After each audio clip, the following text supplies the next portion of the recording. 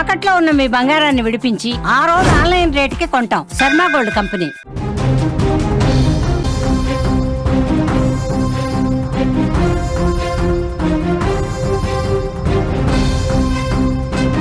విజయనగరం జిల్లాలో దారుణం.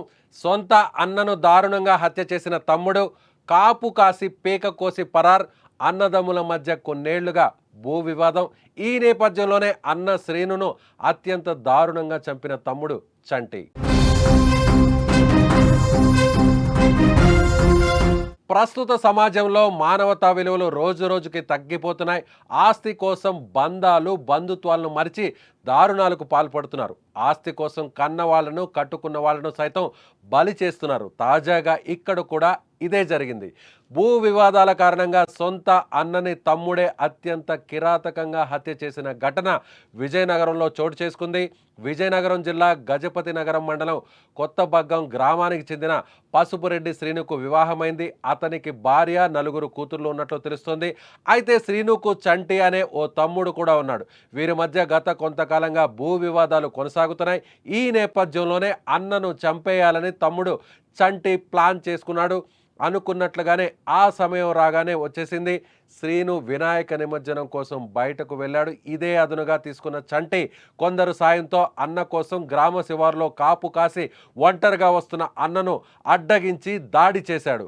అనంతరం పేక కోసి అత్యంత దారుణంగా హత్య చేసి అక్కడి నుంచి పరారయ్యాడు. అయితే శ్రీను రక్తపు మడుగులో ఉండడాన్ని చూసిన స్థానికులు కుటుంబ సభ్యులకు సమాచారం ఇచ్చారు. అపస్మారక స్థితిలో ఉన్న అన్నను ద్విచక్ర వాహనంపై గజపతి నగరం హాస్పిటల్కు తరలించారు. అప్పటికే మృతి చెందినట్లుగా వైద్యులు నిర్ధారించారు. కుటుంబ సభ్యుల కంప్లైంట్తో కేసు నమోదు చేసుకున్న పోలీసులు నిందితుల కోసం గాలిస్తున్నారు. మా పిల్లిని చేసుకున్న కాడి నుంచి మరి వాళ్ళకి ఏ పగలు ఉన్నాయో ఏటున్నాయో మాకు తెలియదు. కానీ మా ఇంటికైతే ఎప్పుడన్నా వచ్చి వాళ్ళు చూస్తాకు వచ్చాడు, రావడం వెళ్ళడం వాళ్ళకి నచ్చేది కాదు. మాతో కలిసి ఉంటున్నాడని మా పిన్ని మా దగ్గరికి వస్తుందని ఆ పగలకి పాత పగలు అన్ని కడుపులో పెట్టుకొని మరి అలా చేసాడు. రాత్రి మాకైతే తెలియదు. అక్కడ వాళ్ళు ఎవరో మా చంపేసి వాళ్ళ తమ్ముడు చంపేసి వెళ్ళిపోయిన తర్వాత మా పిన్ని వాళ్ళ పాపలే కాలంలోంచి బయటికి తీసి మా పిన్ని చాలామందిని బతికిలాడిందంట. ఆటో అన్న తీయండి, హాస్పిటల్కి తీసుకెళ్తానంటే ఎవరూ సహాయం చేయలేదంట. అంబులెన్స్కి ఫోన్ చెప్తే అంబులెన్స్ రాలేదంట. పోలీసులు ఫోన్ చెప్తే పోలీసులు రాలేదు. ఇక్కడి నుంచి మేము వెళ్ళి మేము చూసి మా ఊళ్ళే ఇంకా ప్రాణం ఉందేమో అని చిన్న ఆశ ఉంటుంది కదా, ఏటి మనుషులు అలా చేస్తారు, ప్రాణం ఉందేమో అని బండి మీద ఎక్కించుకొని స్కూటీ మీద ఎక్కించుకొని హాస్పిటల్కి తీసుకెళ్తే చనిపోయాడని చెప్పని అప్పుడు వచ్చారండి పోలీసులు. చూసిన అతను చెప్పారు, మేము చెప్పింది వేరేలా చెప్పారు. వాళ్ళు వేరేగా రాశారు. తాగేసి వచ్చి మద్యం తాగిన ఇలా మత్తులను ఇలా చేశారు, చెందారని చెప్పినట్టుగా రాశారండి. మరి పోలీసులు కూడా అయితే ఏటి సహకరించట్లే. అంత ధైర్యంగా పోలీసులు మళ్ళీ ఆడికి అన్నం తెచ్చివ్వడం, టిఫిన్ తెచ్చివ్వడం, ఈ చనిపోయిన అతని దగ్గరికి రాలేదు. ఎవరు ఏటి చేయట్లేదు. మా పిన్నికి ఎవరు లేరు, ఎవరో తెలియదు. ఆ పిల్లలు చుట్టూ చిన్న పిల్లలు, ఆడపిల్లలు, వాళ్ళు ఏం చేయగలరండి? ఈ మీడియా ద్వారాగానో కూడా వాళ్ళకి ఏదో సహాయం చెయ్యాలి. సో ఇది నిజంగా ఈమె చెబుతున్నటువంటి మాటలు వింటే నిజంగా కుటుంబ మానవతా విలువలు రోజు రోజుకి పడిపోతున్నాయి. కుటుంబ సంబంధాలు, బంధుత్వాలకు మధ్య ఉన్నటువంటి గ్యాప్ రోజు రోజుకి పెరిగిపోతున్నాయి. కేవలం డబ్బు ముఖ్యం, ఆస్తి ముఖ్యం. ఆస్తి కోసం చివరకు అన్న ప్రాణాలనే తీసుకున్నాడు ఈ తమ్ముడు. నిజంగా చనిపోయినటువంటి వ్యక్తి మృతుడు పసుపురెడ్డి శ్రీనుకు 5గురు ఆడపిల్లలు ఉన్నారు. తన తండ్రి మృతితో ఇప్పుడు 5గురు ఆడపిల్లలు శ్రీను భార్య బోరున విలపిస్తున్నారు. ఈ సంఘటన స్థానికంగా తీవ్ర విషాదాన్ని, భయాందోళనను నింపింది. కుటుంబ కలహాలు ఎంతటి దారుణాలకు దారి తీస్తాయో ఈ ఘటన మరోసారి నిరూపించింది.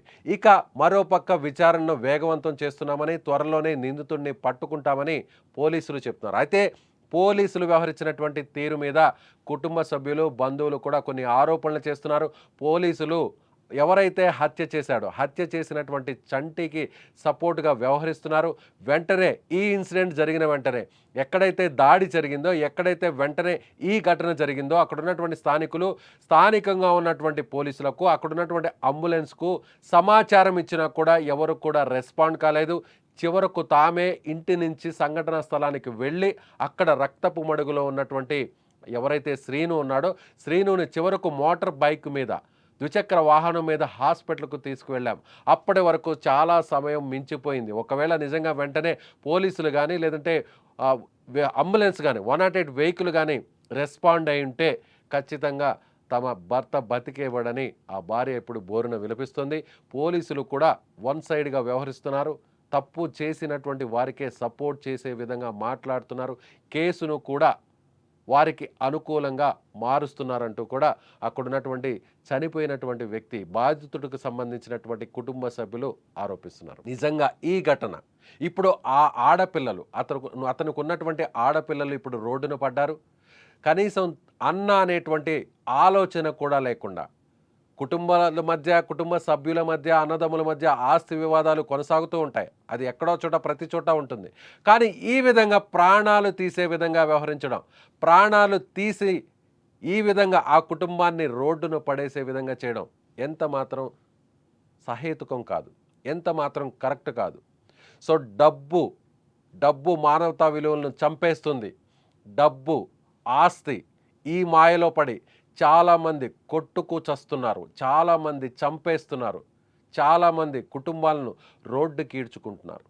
సో మళ్ళీ కూడా ఈ ఇన్సిడెంట్ అదే ప్రూవ్ చేస్తుంది.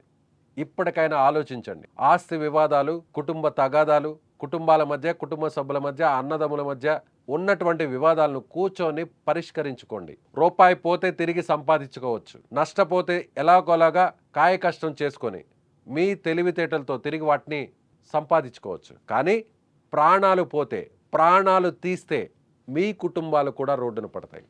అక్కడ ప్రాణం పోగొట్టుకున్న ఎవరైతే చనిపోయినటువంటి వ్యక్తి, ఆ కుటుంబానికి సంబంధించినటువంటి అతని పిల్లలు, అతని భార్య, బిడ్డలు ఇప్పుడు రోడ్డున పడ్డారు. అలాగే చంపినటువంటి వ్యక్తి కూడా జైలుకు వెళ్తాడు.